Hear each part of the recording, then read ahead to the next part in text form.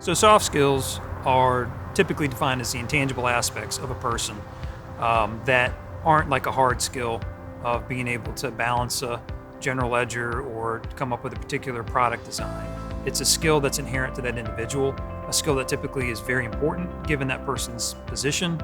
And without it, sometimes they could be the best at balancing that spreadsheet or that general ledger or designing that product, but if that skill set on the soft side isn't there, it just won't work. So a lot of times, what we'll hear from employers, it's an overarching theme that's something like, we just want somebody that gets it. Well, what does that mean? Creativity is one of those things, that they're going to be able to come up with creative solutions. They're going to be good at problem solving. I say all the time, if I'm hiring folks for our company, is don't bring me problems, bring me solutions. Creativity is a big part of that. Are you able to look at a situation in a creative mindset and come up with alternative options, rather than just asking questions and saying, hey, here we have a problem.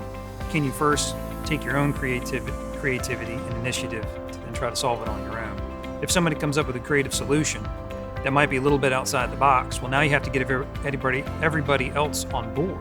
Well, how do you do that? You have to be persuasive and not just telling people this is what you need to do, because I'm telling you, here's why we need to do this. Here's how it's going to benefit everybody.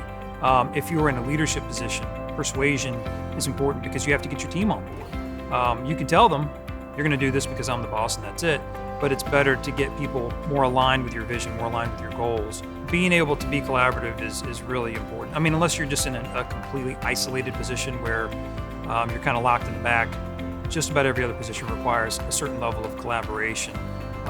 Like you said, getting back to persuasion, it's getting people aligned, getting people on the same page. You hear these cliches around all the time. They're around for a reason. Everybody's on the same singing from the same sheet of music. Everybody's on the same page.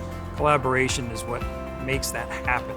And it's very hard to move the ball forward, so to speak, if you're not collaborating. Ask your colleagues, ask your supervisor, is there anything that I can work on? Are there any areas of, as people would say, areas of opportunity that I could really improve upon? And how do you suggest I go about doing that? Lots of online courses. There's lots of in-person training.